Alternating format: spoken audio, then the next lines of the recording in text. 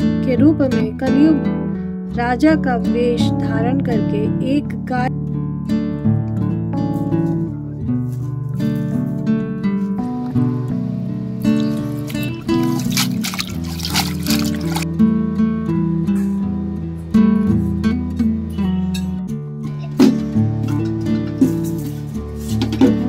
थोड़ा पानी छोड़ते हैं ना।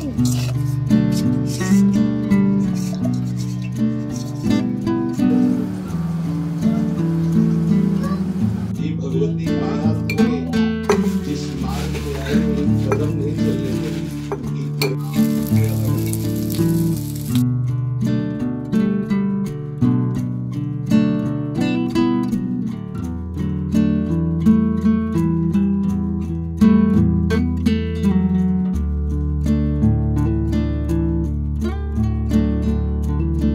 हेलो दोस्तों, स्वागत है आपका इन्फो स्टोर हाउस में। आज का दिन था संडे और संडे के दिन शुरू हुआ सबसे पहले गार्डनिंग का थोड़ा सा काम।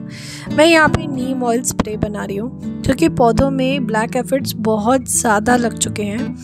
इस मौसम में या जो भी बदलता मौसम होता है, सर्दी से गर्मी की तरफ या गर्मी से सर्दी की तरफ, बहुत ज़्यादा कीड़े लगते हैं पौधों में और स्पेशली उन जगहों पे लगते हैं जहाँ से नई कलियाँ आ रही होती हैं या नया पौधा बन रहा होता है। तो उस जगह पे अगर आपके भी पौधे हैं तो एक बार ज़रूर चेक करिएगा कि इस समय पे बहुत ज़्यादा कीड़ों का अटैक होता है। जैसे बदलते मौसम में हम लोग बीमार होते हैं ना, उसी तरह से बदलते मौसम में पेड़ पौधे भी बीमार होते हैं। बिल्कुल जैसे हमें दवाई की ज़रूरत होती है ना, बिल्कुल उसी तरह से इन्हें भी दवाई की ज़रूरत होती है। तो इसीलिए वैसे तो हर 1 से 1.5 महीने में आपको नीम ऑयल स्प्रे अपने पौधों में ज़रूर करना चाहिए, लेकिन अगर नहीं समय मिल पाता है तो ये जो बदलता मौसम होता है ना, इसमें एक बार अपने पौधों की देखरेख जांच ज़रूर कर ले। जहाँ नई कलियाँ बन रही हो, नई पौध आ रही होता है ना, जैसे नई नई जगह से पत्तियाँ आ रही होती हैं, तो उस जगह पे आपको कीड़े मिल सकते हैं काफ़ी हद तक। जो भी फूल मुरझा गए हों उनकी कटिंग कर दीजिए, क्योंकि जब उनकी कटिंग करते हैं या उनकी प्रूनिंग करते हैं किसी पौधे की, तो नई डंडियाँ, नई कलियाँ या फिर कहीं तो पौधा नीचे से बहुत घना होना शुरू हो जाता है। समय का अभाव मेरे साथ भी हो जाता है, समय नहीं मिल पाता है, तो इसलिए कई बार मैं भी देखरेख नहीं कर पाती। उसके बाद नहाकर पूजा करके मैंने शुरू करी श्रीमद् भगवद गीता को पढ़ना। और वैसे तो रोज़ पढ़ना चाहिए, लेकिन कभी रोज़ नहीं समय मिल पाता है, तो इसलिए संडे का दिन तो होता है बहुत ही तसल्ली से काम करने का। हालांकि संडे की मेरी छुट्टी नहीं थी, तो उस दिन भी मुझे बच्चों को पढ़ाना था क्योंकि एग्ज़ाम चल रहे थे, लेकिन क्लास थोड़ा लेट थी, तो इसलिए मैंने सोचा कि चलो मॉर्निंग का टाइम अपना अच्छे से यूज़ करते हैं, भगवद गीता पढ़ते हैं। अस्माकं तु विशिष्टा ये तानि बोधद्विजोत्तम नायकामं सैन्यस्य संज्ञार्थं तान् ब्रवीमिते। विशिष्ट सेनापति हैं, सेना नायक हैं, महारथी हैं। मैं उनके नाम केवल आपको याद दिलाने के लिए, आपकी दृष्टि उधर खींचने के लिए ही कह रहा हूँ। संज्ञार्थम पद का तात्पर्य है कि हमारे बहुत से सेना नायक हैं, उनके नाम मैं कहाँ तक कहूँ, इसलिए मैं उनका केवल संकेत मात्र करता हूँ, क्योंकि आप तो सबको जानते ही हैं।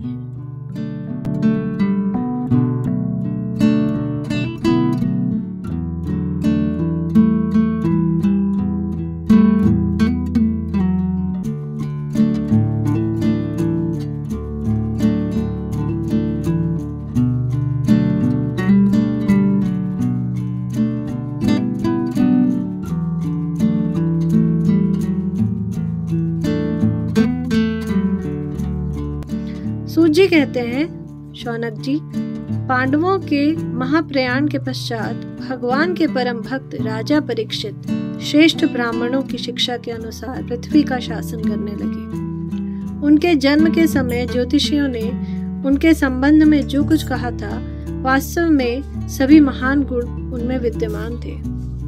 उन्होंने उत्तर की पुत्री इरावती से विवाह किया।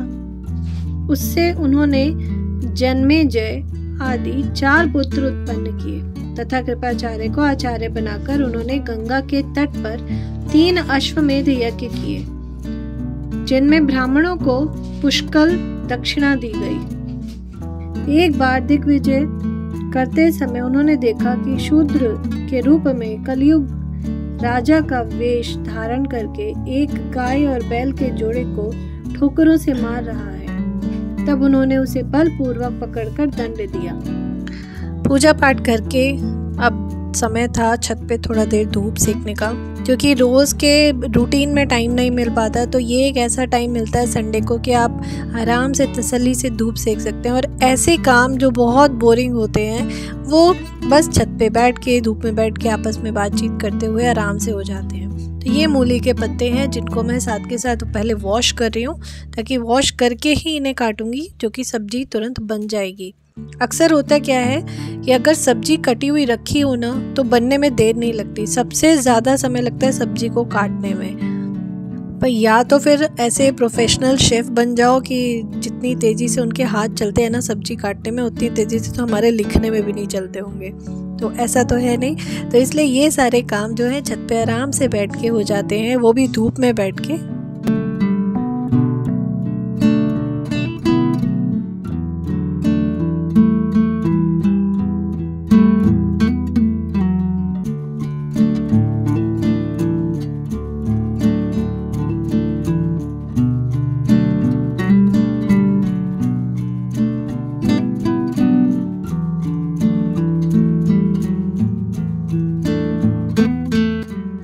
तो ये संडे कम सनी डे ज़्यादा बन गया, क्योंकि हमने कम से कम 4 से 5 घंटे हम लोग धूप में बैठे।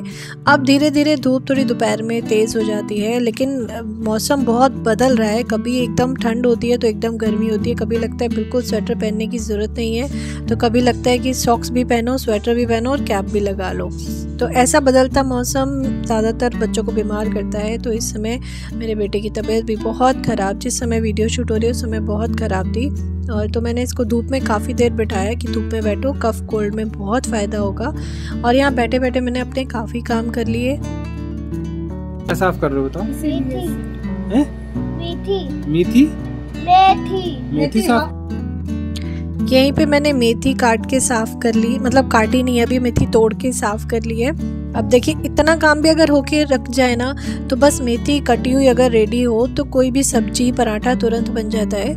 यहाँ पे गाजर और मूली को मैं साफ़ कर रही हूँ, क्योंकि मुझे बनाना था अचार, थोड़ी ही क्वांटिटी में बनाना है, तो इसलिए साथ के साथ इसको साफ़ करके और छील के काट के मैं यहीं के यहीं धूप में डाल दूँगी नमक लगा के।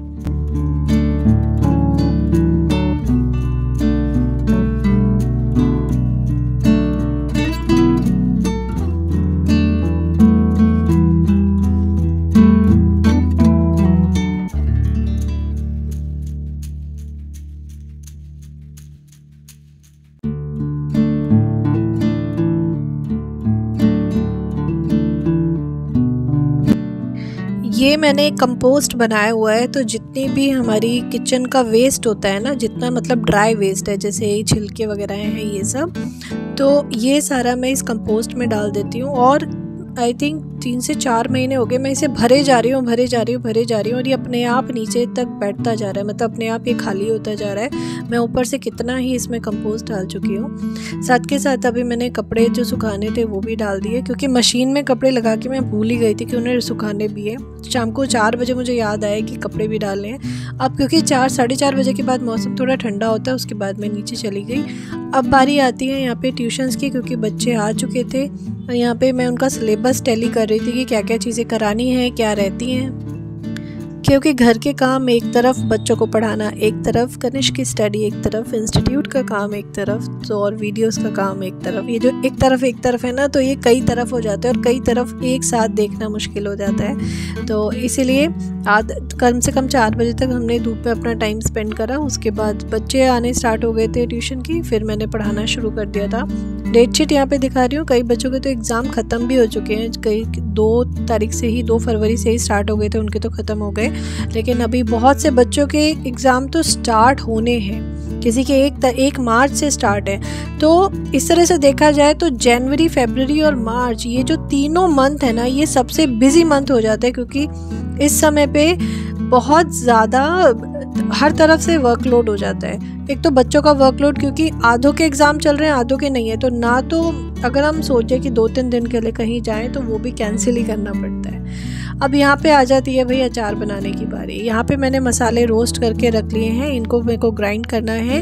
और एक तरफ यहाँ पे मैंने सब्जियों का सूप बनाया था, गाजर, चुकंदर, पालक, इनका मैंने सूप बनाया था। तो ये मैं हस्बैंड को और कनिष्क को दे रही थी कि गरम गरम सूप पियो, बहुत फ़ायदा होगा, जो उसको कफिंग और बहुत ज़्यादा कोल्ड हो रहा है उसमें।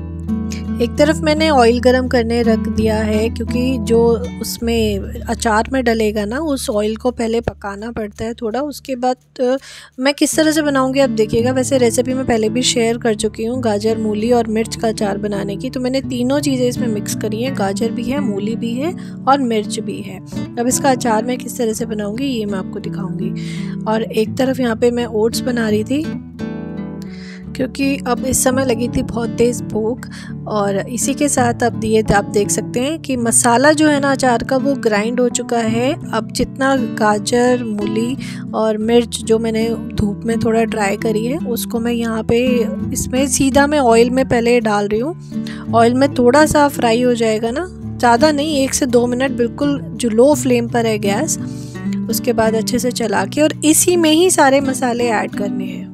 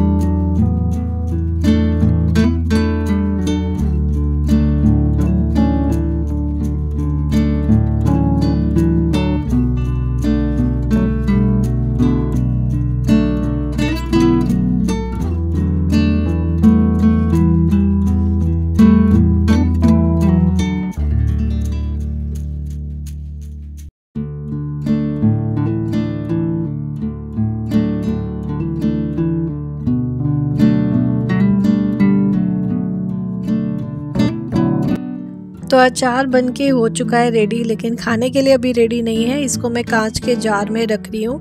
किसी भी जार में अगर आप अचार फिल कर रहे हैं, उस पूरे जार को पहले अच्छे से आपको वॉश करना है और उसके बाद धूप में, अच्छे से तेज़ धूप में उसको रखना है, ताकि वो अच्छे से स्टेराइल हो जाएगा। क्योंकि अगर स्टेराइल नहीं होगा ना तो अचार ख़राब हो सकता है। यहाँ पे बस मैंने इसको पूरा फिल कर दिया। अब इसको बंद करके, अभी तो रात हो चुकी थी तो इसको तो अभी मैं किचन में ही रखूँगी और मॉर्निंग में मैं धूप में इसको रख दूँगी। और कम से कम 1 से 2 हफ्ते तो मिनिमम ये धूप में ज़रूर रहेगा, क्योंकि अचार जितना धूप में रहता है उतना ही अच्छा बनता चला जाता है और जितना समय के लिए रखा जाता है अचार। अब बारी आती है टिक्की बनाने की। आज हस्बैंड ने प्लान करा कि मैं बनाता हूँ टिक्की, तो मैंने उसके लिए चटनी प्रिपेयर कर दी। उसके लिए खट्टी मीठी चटनी, हरी चटनी, मीठा दही जो होता है, अनार भी सब तोड़ के रखे हुए थे, वो सारी चीज़ें मैंने प्रिपेयर कर दी थी और इन्होंने बनाई टिक्की। और देसी घी में टिक्की बन रही है कान्हा जी के लिए स्पेशली। आज जो डिनर का भोग है वो टिक्की यानी कि चाट का भोग। तो चाट का भोग कान्हा जी को बहुत पसंद है। कभी कभी हम ज़रूर बनाते हैं, जिसमें कभी गोलगप्पे, कभी टिक्की, कभी पापड़ी। मैंने कभी नहीं बनाई, पापड़ी ज़रूर ट्राई करूँगी। भल्ले मैंने बनाए हैं। तो ये सब चीज़ें कान्हा जी को बहुत पसंद है।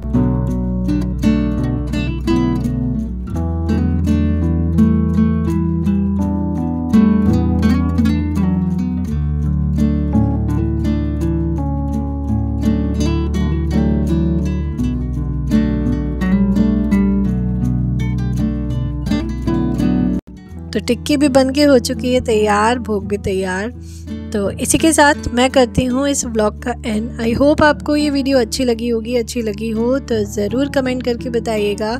वीडियो को लाइक करिएगा, पसंद आए तो शेयर करिएगा, और चैनल पे न्यू है तो ज़रूर करिएगा सब्सक्राइब। मिलती हूँ मैं आपसे नेक्स्ट वीडियो में, तब तक के लिए राधे राधे।